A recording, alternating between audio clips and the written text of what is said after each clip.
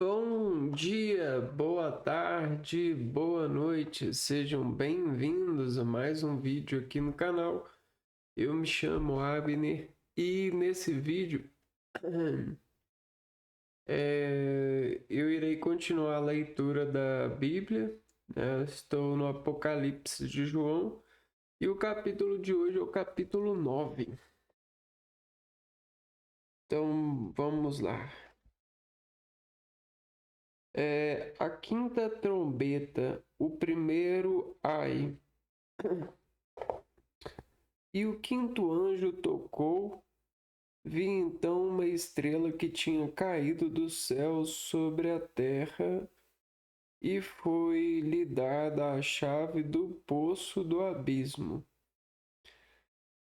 Ela abriu o poço do abismo, e do poço do abismo saiu fumaça como a fumaça de uma grande fornalha, e o sol e o ar se escureceram por causa da fumaça que saía do poço.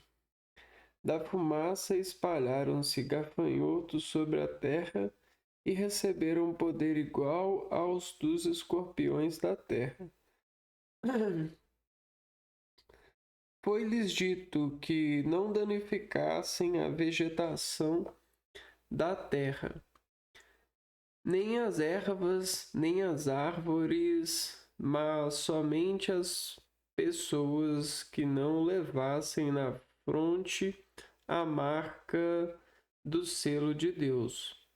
Não lhes foi prometido matá-las, mas sim atormentá-las durante 5 meses. E a dor que causavam era semelhante à dor da picada do escorpião quando morde alguém. Naqueles dias as pessoas vão procurar a morte e não a encontrarão. Vão desejar morrer, mas a morte fugirá delas. Os gafanhotos tinham a aparência de cavalos preparados para a guerra. Levavam na cabeça coroas que pareciam de ouro e as caras deles pareciam rostos humanos. Tinham cabelo semelhante ao cabelo das mulheres e seus dentes eram como os dos leões. Tinham couraças como couraças de ferro, e o barulho de suas asas parecia o barulho de uma multidão de carros e cavalos correndo para o combate. Tinham caudas como os escorpiões com ferrões, e nas suas caudas estava o poder de atormentar as pessoas durante 5 meses. Tinham por rei o anjo do abismo, que em hebraico se chama Abaddon, e em grego Apolion. Passou primeiro Ai, mas depois vem ainda outros dois Ais. A sexta trombeta e o segundo Ai. O sexto anjo tocou, e eu ouvi uma única voz vinda dos 4 cantos do altar de ouro que está diante de Deus. A voz dizia ao sexto anjo, aquele que segurava a trombeta: solta os 4 anjos que se encontram algemados no grande rio, o Eufrates. E foram soltos os 4 anjos que estavam com a hora, o dia, o mês e o ano, marcados para matar a terça parte da humanidade. O número das tropas de cavalaria era de 20.000 vezes 10.000. Eu ouvi bem o seu número, e na minha visão vi os cavalos e os cavaleiros do seguinte modo: tinham couraças de fogo, jacinto e enxofre. As cabeças dos cavalos pareciam cabeças de leões, e de suas bocas saía fogo, fumaça e enxofre. A terça parte da humanidade morreu por causa dessas 3 pragas: o fogo, a fumaça e o enxofre que saíam das bocas dos cavalos, pois o poder desses cavalos estava na boca e na cauda. Suas caudas pareciam serpentes com cabeças e com estas causavam dano. As demais pessoas, as que não morreram devido a estas pragas, mesmo assim não se converteram das obras de suas mãos. Não deixaram de adorar os demônios e os ídolos de ouro e de prata, de bronze, de pedra e de madeira, que não podem ver, nem ouvir, nem caminhar.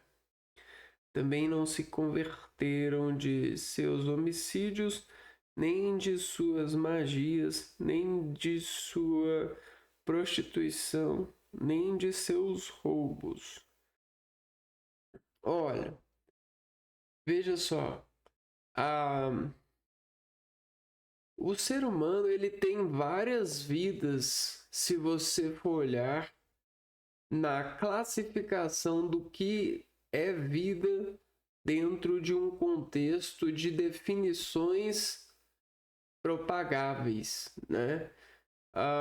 Nós temos vários tipos de definições para vidas, porque a gente tem vários tipos de vida. Você entende? O que são vários tipos de vida? Quando a sua vida entra em um campo de viver, ou seja, em um estabelecimento de vida, a sua vive com base naquele estabelecimento, logo a sua vida é uma vida baseada naquela estrutura de viver. Então, não é à toa que hoje em dia a gente tem a vida rural e a vida urbana. Não é uma forma identitária, uma forma que a gente consegue comunicar, né? A gente aceita isso no sentido científico das notações. Então, notáveis somos para Deus e os seus anjos. E Deus criou tudo, e ele poderia ter criado vários tudos, obviamente, ou vários viveres, ou ele poderia conceber visão de viveres para definir até mesmo qual é o melhor viver. E quando ele tem aqui para o povo, e ele marca o povo e pesquisa e procura qual é o melhor povo e separa esse povo e faz isso com esse povo e comunica com esse povo a partir disso, o que isso nos é senão uma escolha, né? Uma decisão, e nós estamos nessa prova, né? A gente é uma nota, só que nós, ao mesmo tempo que somos essa nota, nós podemos multiplicá-la, dividi-la, somá-la, subtraí-la, renovar essa nota, mudar a nota no sentido... E aí você chega num campo de harmonia, num campo de realmente condução do espírito. A nossa concentração, o acesso que a gente tem ao espírito é porque a gente um dia falou tão alto que o espírito pôde ouvir a si mesmo. E aí veio o homem e disse para si: conheça-te a ti mesmo, porque o maior medo que você pode ter nessa vida é do desconhecido de você, ou seja, daquilo que não há controle em você. Então procure o controle em si mesmo. Grite, chore, esperneie, sorri, ame, contracione-se, escute-se e marque esses escudos para serem escudos de você quando vierem a sua descendência e em algum momento se descontrolarem, você ter a marca do controle para se salvar. Só que para proteger o maior número de pessoas e conhecer o maior número de pessoas também, no sentido da genealogia e adaptação que os seres humanos podem formar com a sua multiplicação e a sua busca por autoconhecer-se, pensando na descendência de veio desse um universo de conhecimento sobre si mesmo. E aí esse universo de conhecimento sobre esse mesmo, né, ou a si mesmo, pensando em você, talvez no futuro que chegue ou não chegue para você, mas talvez chegue para o seu filho ou para alguém que você goste, seja lá o que for. Você tem os registradores disso.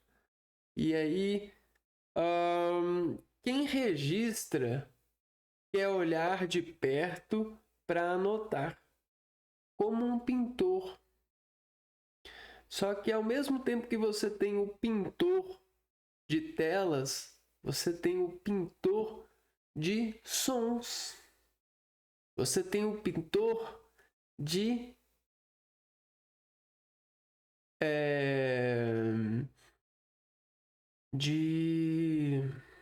superfícies, né? Textura, têxtil, pintor têxtil, né? E aí você imagina, cara, se você tem esses pintores,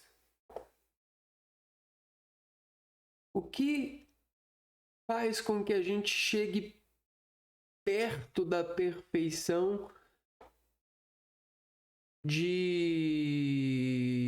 dessas marcas, né? Desses movimentos, dessas investigações, dessas conversões da realidade em um papel, né? Você pinta e você quer a cor exata. E o que faz você chegar na cor exata? São as matérias de extração e a matemática da proporção que lhe faz chegar nesse tom. E às vezes, cara, você precisa roubar nesse jogo, no sentido de você precisa de pegar matéria do próprio plano a ser materializado. Então, às vezes você vai pintar um plano e às vezes desse plano que você vai pintar, você tem que tirar alguma coisa para poder pintar, para poder chegar no tom certo. Você está entendendo? E medidas, elas são bem isso, né? Medidas. E essas medidas, às vezes, fazem esses cortes. E às vezes exigem pessoas que conheçam e se conduzem e se sacrificam para roubar esses elementos, para proteger essa sabedoria, para continuar esse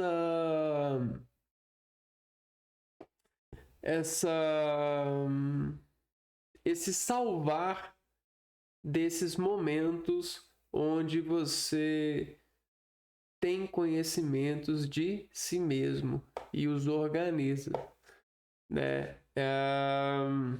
Então, Isso é o belo da vida, porque você consegue fazer escolhas por objetivo de belo, né? E aí as pessoas, elas são contraídas pelo belo.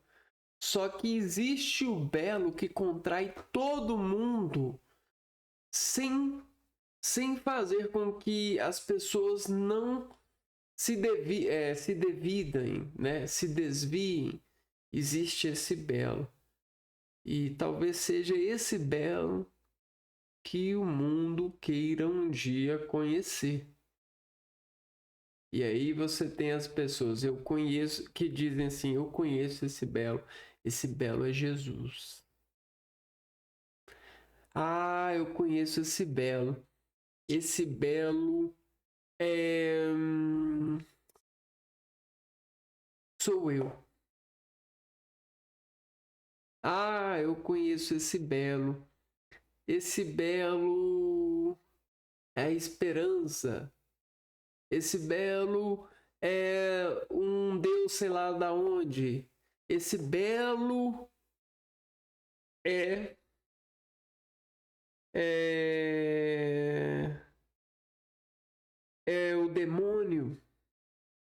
Esse belo é o ídolo de ouro e de prata e de bronze, de pedra e de madeira que não podem ver, nem ouvir, nem caminhar. Esse belo é a música. Esse belo. Então, tá vendo que existem vários desses belos, esses montes de belo? Caraca, mano. E a gente tá procurando o artista, o pintor, a marca do belo. Não é a marca da besta.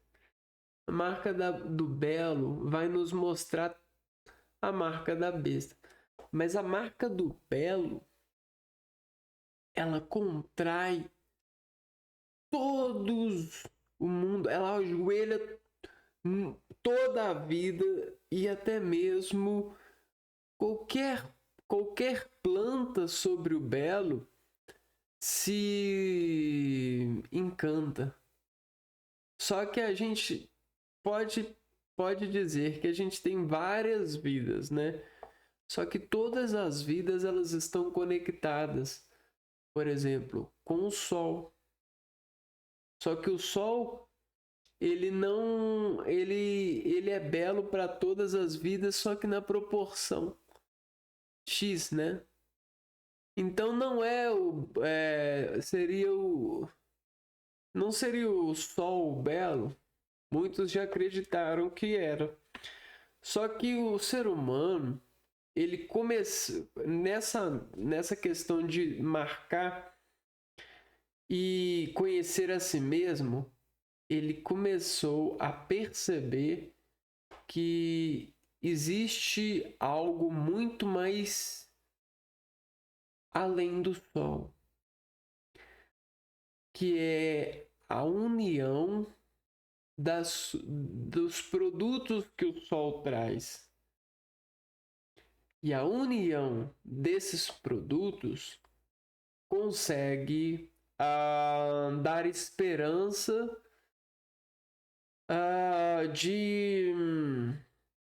desse desenvolvimento, né? Só que sempre quando o ser humano ele cria alguma coisa, essa coisa ela não é eterna. Mas existe uma coisa que se torna eterna até o último tempo, que é o sacrifício. Quando os seres humanos entendem que se manter buscando o belo já é o belo, eles eles entendem, vale a pena o sacrifício. Logo, vale a pena viver, mesmo que eu não saiba tudo, ou mesmo que eu tenha que viver apertando parafuso. Porque em algum lugar do universo isso aqui pode estar sendo o elemento, o particípio para que a criação chegue ao belo. Mas para apertar um parafuso, cara, E quando o cara descobre isso, ele fala assim: eu aceito Jesus Cristo como meu único Salvador. Entende? Então, esse gesto de acreditar em um simples apertar de parafuso é belo. É como se fosse uma pureza, um estado de espírito que faz a pessoa chorar. Essa lágrima alimenta a planta, essa lágrima que a pessoa chorou, ela sofre uma mudança de estado, vai aos céus, depois sublima, volta para a terra, alimenta a terra e entra no ciclo da vida de uma maneira que talvez seja algo super valioso, porque devem existir várias lágrimas que encantem os anjos. Quando os anjos se encantam, o céu entra em festa e Deus, né, pode dizer assim: vejam como eu estava, veja como eu, como vale a pena, né, dar esperança para essa minha criação, né? Vamos supor, talvez seja, né? Porque pense só, né? E pode ter algum caminho de coexistência disso, né? Agora, essa questão da essa questão dos gafanhotos serem sofrerem várias transformações, ó. Da fumaça espalharam-se gafanhotos sobre a terra, receberam poder igual dos escorpiões da terra. Então, essas comparações, essas metáforas,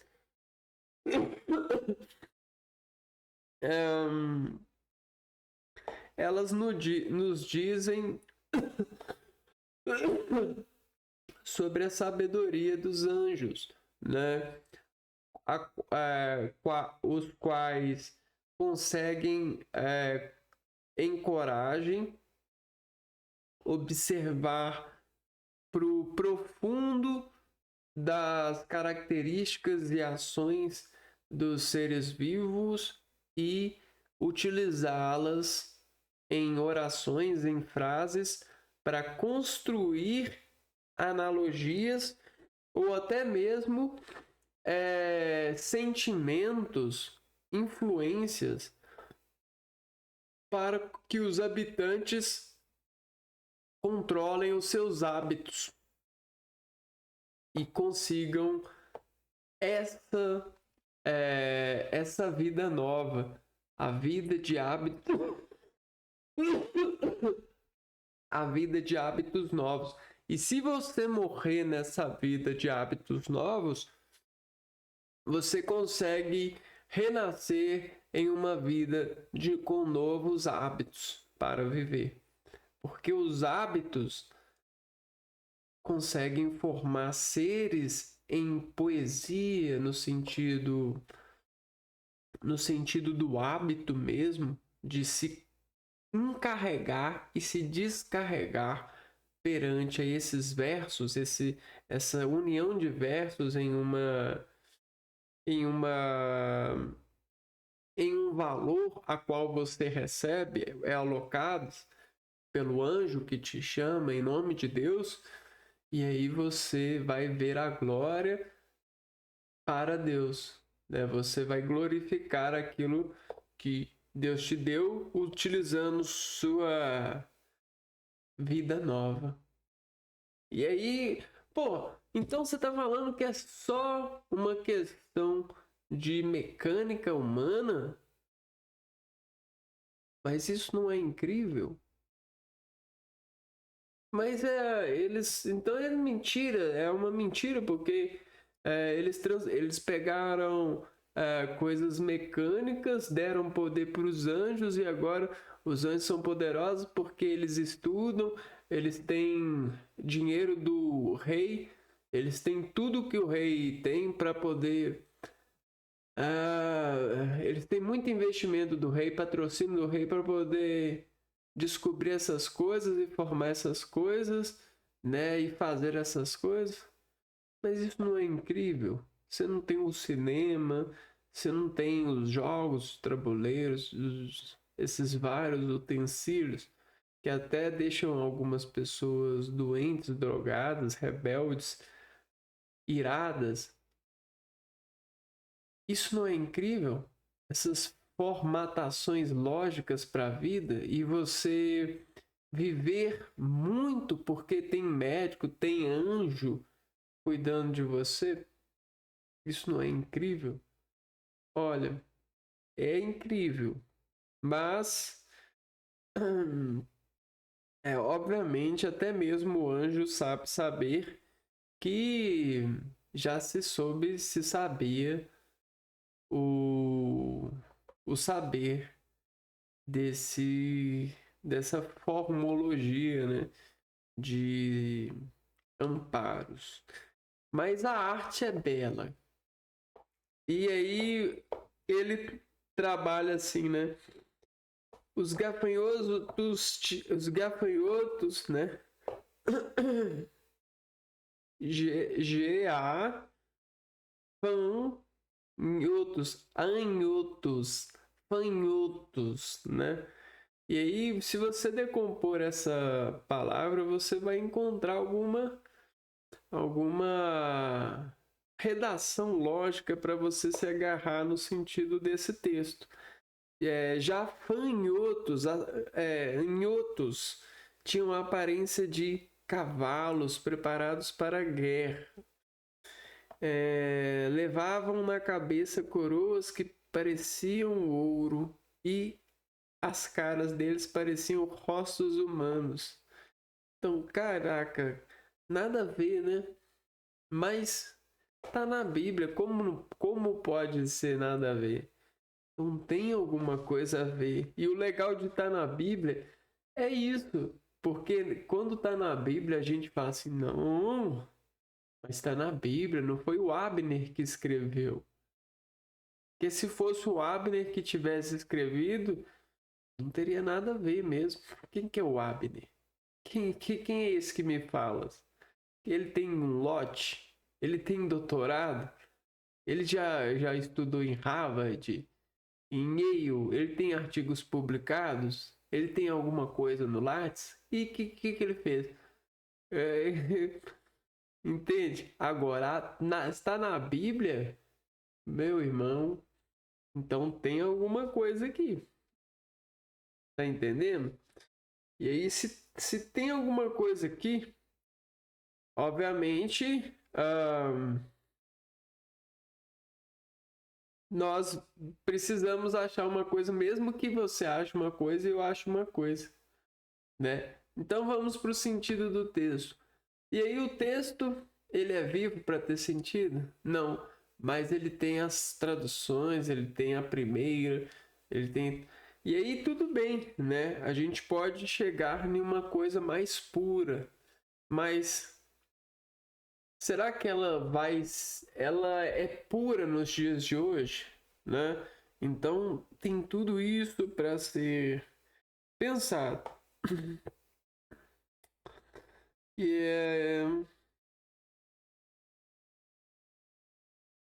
ah,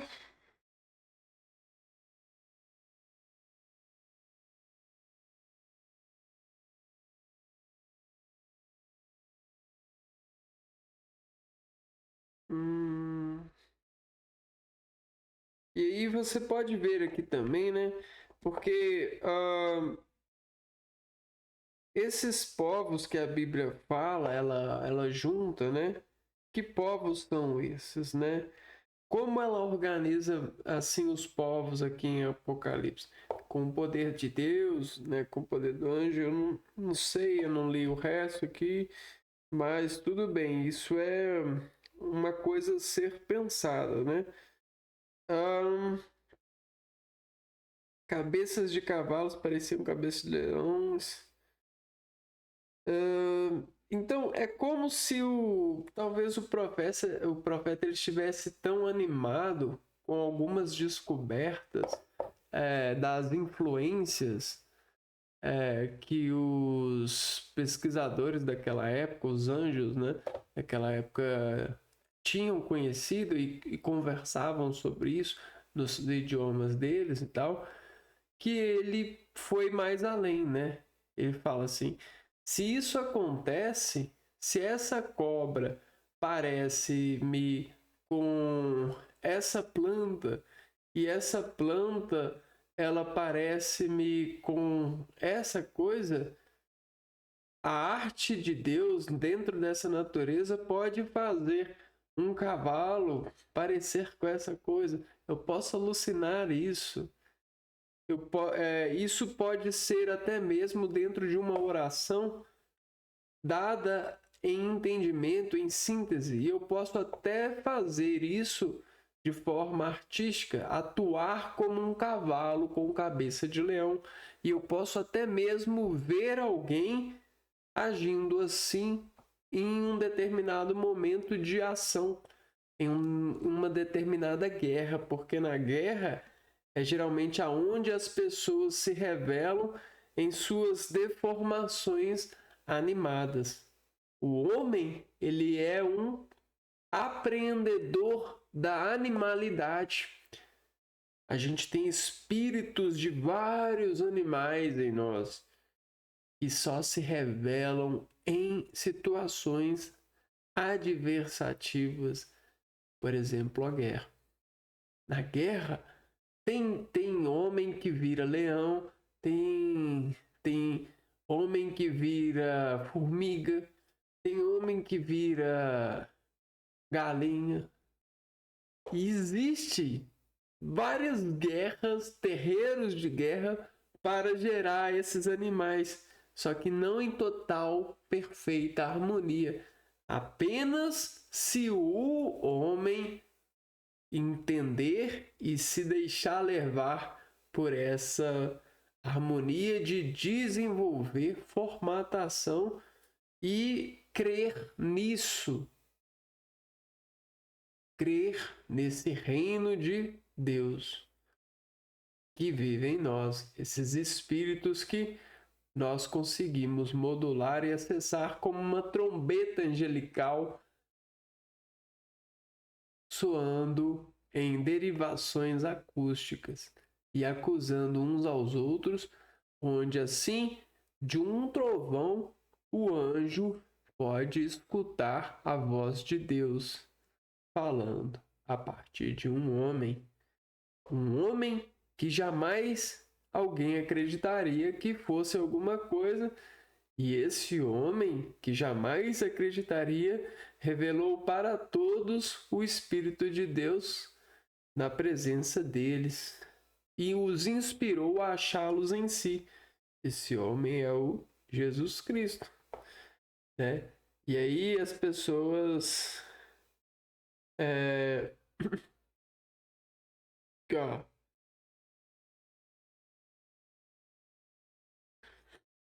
é, aprendem que só tem um caminho para a salvação perfeita, salvação que leva para Deus, né? E aí eles, né, até hoje existem as pessoas que adoram essas várias outras coisas e esquecem de olhar e adorar no sentido hábil da administração para si mesmo, né, aonde mora o Espírito Santo de Deus, o qual ele vence a adoração, ele vence a adoração para todos esses pagões do Espírito cessa. E você tem instrumento, você tem praticado adoração do Espírito Santo, procurando trabalhar a, a, a vitória, o vencer desse espírito sobre esses espíritos pagões, e pode ser até mesmo o dinheiro, ok? O dinheiro, a beleza no sentido das vestes, né? Aquela coisa de doar para o irmão para poder ficar aparecendo na televisão de que faz o bem, mas depois, né? É só uma aparência. E aí? Isso aí é paganismo. É adorar formatações pagãs, né? Com certeza. Existe para cada um de nós um caminho de adoração, e quando a gente o encontra, com certeza a gente vai dizer: tomara que os outros encontrem, para que eles possam nos encontrar e nós possamos respeitar uns aos outros dentro desse formato de encontro com Deus. Agora, se eu encontrar e fulano viver uma vida, viver e não encontrar, eu vou ficar triste por ele e ao mesmo tempo vou querer que ele não renasça. Por quê? Porque a gente quer uma vida de pessoas que encontram com Cristo. A gente no sentido de quem acredita em Deus e acredita que isso é uma verdade. Porque tem pessoas que acreditam que isso não existe, que isso dá para ser explicado dentro de uma biblioteca de dissoluções do homem para a narrativa materializada pelo homem e suas ideias de controlar o ligar e o desligar de Deus sobre nós, né? Ou seja, nos afastando ou nos aproximando de Deus. E esse é o medo que a gente tem, né? A gente chama a Deus para superar o poder que Deus nos dá, essa vela que somos nós, porque às vezes os inimigos tentam nos afastar da fonte de Deus, e isso às vezes nos controla, porque esse afastar pode ser assim, ó: vem cá que eu te dou o dinheiro que você precisa. Vem cá que eu vou te dar esse trabalho que você quer. Vem cá que eu vou fazer sexo com você. Vem cá que eu vou te dar um guaraná, que eu vou comprar uma bala para você.